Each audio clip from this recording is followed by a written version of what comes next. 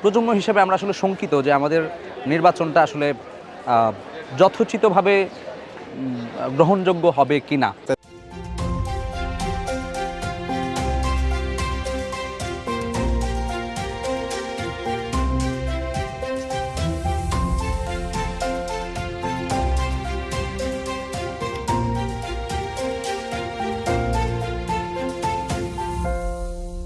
Media কিংবা গণমাধ্যমের একপাক্ষিক প্রচার প্রচারণা, দলীয় লেজুর ভিত্তিক সংবাদ পরিবেশন কিংবা হচ্ছে মানে একটা আধিপত্যবাদ কিংবা সেই তথাকথিত লেজুর ভিত্তিক যেই সংস্কৃতিতে আমরা ছিলাম এবং সেটার যেই অব্যাহত যেই দৃশ্যমান অবস্থা দেখছি, সেই জায়গা থেকে আমরা জুলাই গণঅভ্যুত্থানের প্রজন্ম হিসেবে আমরা আসলে শঙ্কিত যে আমাদের নির্বাচনটা আসলে যথোচিতভাবে গ্রহণযোগ্য হবে কিনা।